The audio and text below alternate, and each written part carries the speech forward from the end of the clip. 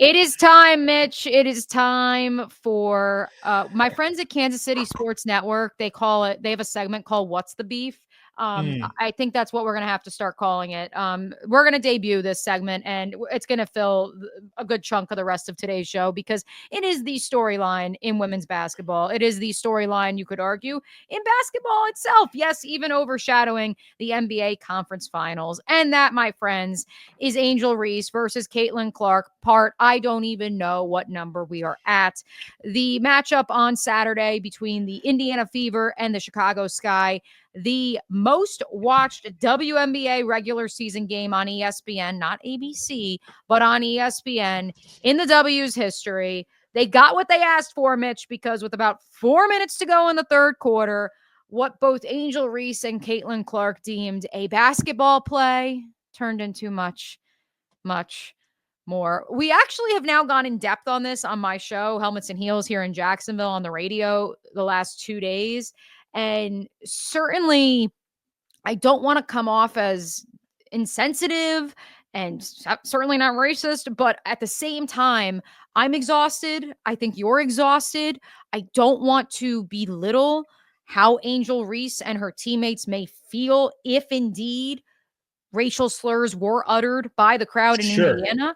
But I also can't help but feel like we are taking this way beyond where it needs to be. Like, there's apparently a petition floating around online to have Caitlin Clark arrested because people think that she was like in cahoots with Barstool and Dave Portnoy to like ensure her triple double. Then there's also this like AI technology that the league's going to use to like be surveying the crowd. Then there was also there's also a petition out there to move the All-Star game from Indiana because we're just blanket statementing saying that Indiana Fever fans are racist and you can't go to Gainbridge Fieldhouse. Like, I don't know how we've gotten here in 72 hours time, but maybe I shouldn't be surprised because for the last 3 years, this is what happens whenever these two players are on the floor at the same time. Yeah, I got to say, I was very happy to be busy this past weekend. On Friday and Saturday, I was covering the NCAA softball tournament, which was a lot of fun. And then on Sunday and Monday, I had some friends from home in Maryland come to visit me, and I was hanging out with them. So I wasn't really on my phone a ton, and I was trying to unplug and be present with them and stuff. And I'm so happy that I had those distractions because, to borrow a phrase from our friend Joe Ovius, who likes to say that of NFL media or just media in general, that Cam Newton makes people stupid. Caitlin Clark makes people stupid. And the combination of Caitlin Clark and Angel Reese makes people really, really, really stupid. I finally kind of waded into the wilderness of the internet today and a little bit yesterday, and saw some of the takes popping off. And I just, if you take this play, if you take what happened here, right? We had a hard foul under the basket. We had a player who took offense to that hard foul. There was a little bit of a hold me back, but nothing really happened kind of because thing. Because Caitlin Clark walked away, and that should be noted. Growth, people. If this happened in an NBA game or in a men's college basketball game, nobody would have heard about it. Nobody, the only way we would have heard about it is if a star was involved, like Cooper Flagg or somebody. Or if you're talking about the men's college game. In the NBA, I don't think this even gets on the radar. It's just a hard foul, and oh man, and then this guy got mad, and then but there wasn't a fight. But because it's Caitlin Clark and Angel Reese, we have to wind our clocks back to the 2023 national championship game, and we have to have conversations about race, and we have to have conversations about culture, and we have to have conversations about the circumstances that created us to have all these conversations. And I saw Bomani Jones have a clip from his show on that he shared on Twitter, and he was like, we can't just talk about basketball when it comes to this stuff anymore. And that part of it is exhausting because I think if you're watching any other game, like, even if I was covering just like a high school game or something, like all that happened there is, and like Caitlin said, I mean, it was a business decision, right? Like, it's do I give Angel and Reese? honestly, it was a smart business decision with how Angel Reese shoots free throws. Totally. It's what any NBA player would have done to Shaq in that circumstance, in the mid 2000s. And that's who Angel likes to model herself as. So. Yeah. And it's okay. So do I give her a layup? Or do I give her a hard foul under the basket and send her to the line? Now, did Caitlin need to foul Angel as hard as she did? No. Did she need to take her to the floor? No. But let's be honest here. Caitlin is super, super competitive. Caitlin will be the first person to tell you that. You can see it every time she plays. Angel also super, super competitive. You can see it every time she plays. Both of these players got a little bit of asshole in them. Both of these players like to talk shit. Both of these players like to get in other players' faces. Like, there is just a genuine like competitiveness that is okay. We love that stuff. And we love that sort of stuff from our male athletes. Mm-hmm. And when we have those in football or men's basketball or whatever, we don't need to have a 3-day think piece conversation about what this means for the sport and race and worldwide implications. Like, it's just like, oh man, did you see so-and-so getting so-and-so's grill? Man, like that was kind of fun, right? Like, if we had just let this go, like, we could have avoided all the ridiculous takery that we've had over the last 72 hours. But yeah, I don't really understand like why we can't just like talk about the basketball of it. Cause like, that's, like, instead that's what we're here to do. We're here to talk basketball. I mean, and there were notable basketball things to talk about. Like, instead of having the conversation about, wow, Caitlin Clark started the season with a triple-double. Wow, the conversation that we just had on this podcast about how good the Fever looked. Or on the flip side of that, I think I saw some stat that Angel Reese was like the fastest player to like 450 points and 450 rebounds or something like that. We didn't talk about that. Nobody was talking about how bad the Chicago Sky looked in terms of just like a basketball product, right? All we're talking about is what all this stuff, and like, it's just fuel for like the take machines. And like this, like, I guess what bothers me is like, this is the stuff from the WNBA that makes it into the mainstream. Like, this is the stuff from the WNBA. And again, like, let's be clear about like what this stuff was: a hard foul and then a not great reaction to the hard foul, but not a fight. Like, no punches were thrown, like it wasn't really like, nobody MF'd somebody else, like, in their face or whatever. That's the stuff that makes it onto First Take and Get Up and RG3's podcast. I didn't even know RG3 had a podcast, where he's like doing a podcast in front of like Funko toys, and his wife is just like sitting in the background very awkwardly. It's just a very weird circumstance. That's another conversation for another time. But yeah, I guess like that's what bothers me. It's just like, this sport deserves like such better coverage other than just like that stuff. Like, that's what bothers me, I guess. And like, that's what exhausts me, is like, every time the mainstream like has things to say about women's basketball, it's always because of stuff like this. And I don't know how that's fixable. And I think like the league, certainly like this is probably what the league wants, I guess. Like, there's a big reason why 2.7 or whatever million people tuned in, the highest viewed regular season game or whatever, or something like that in a while. There's a reason why so many people watched it. There's a reason why there's 5 Sky Fever matchups, I think, this season. I think this was the first of 5. That's correct. There's 5. Yes. Yeah. Like, the league knows what it's doing here. I think the league knows that like every time that Caitlin Clark and Angel Reese meet on a court, there is a chance for something like this to happen. And there's a chance that if something like this happens, it then creates buzz and gets things going and creates a news cycle. Now, what the league doesn't want to do is have to launch investigations into people making, racist comments and remarks and noises or whatever happened there. Like, just to be clear, all that stuff sucks. And like, there's no room in the game for I don't all that. want to come off as insensitive to if there were racial comments made, but at the same time, this is not the first time we've been down this road. Right.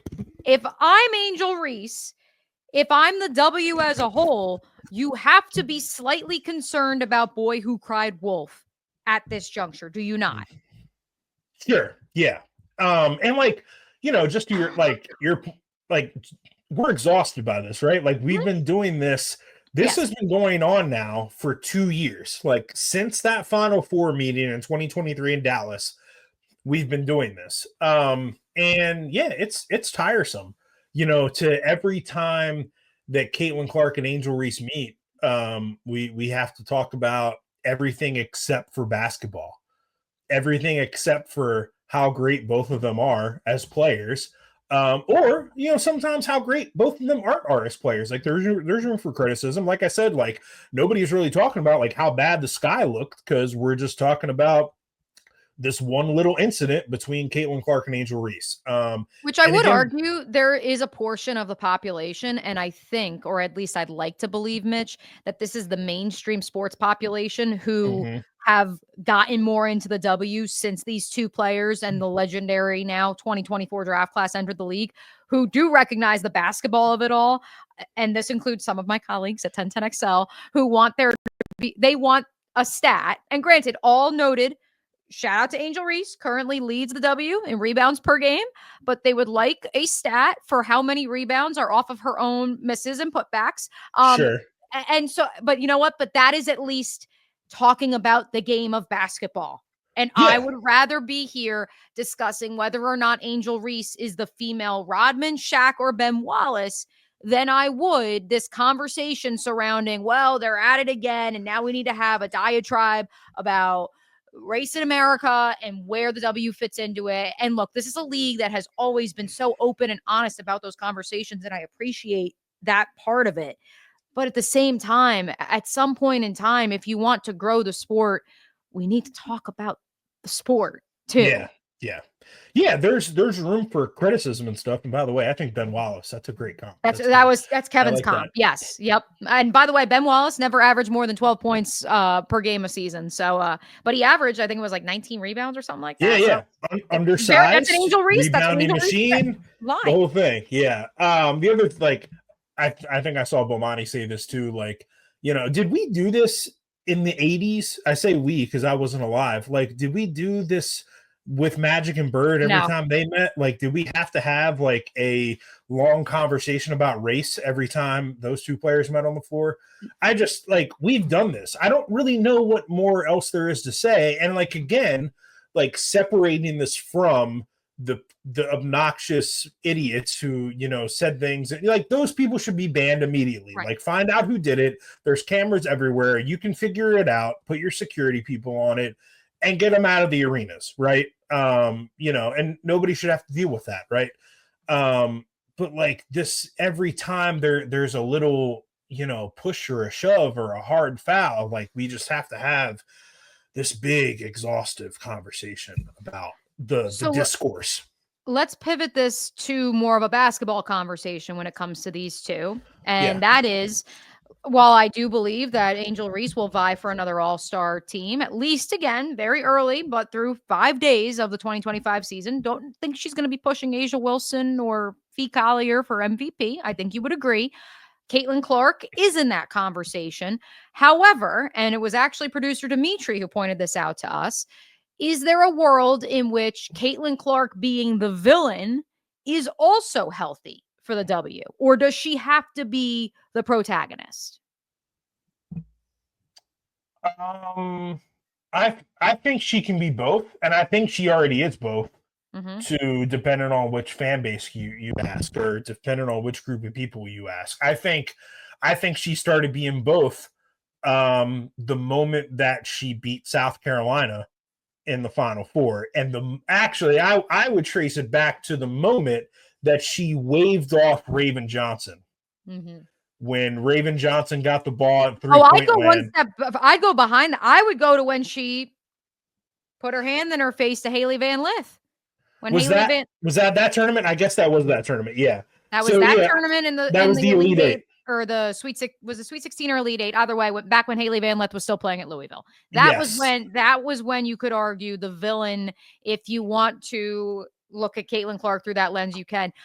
I personally, and this is what I responded to producer Dimitri, and I would tell anyone this, I view the villain streak in Caitlin as that maniacal competitor we talked about earlier that you cannot shake, that you see in, yes, here we go, Tiger Woods, Michael Jordan, LeBron James, Tom Brady, where kind of a bit of an a-hole. Yeah. Because she is just so damn competitive. Yes.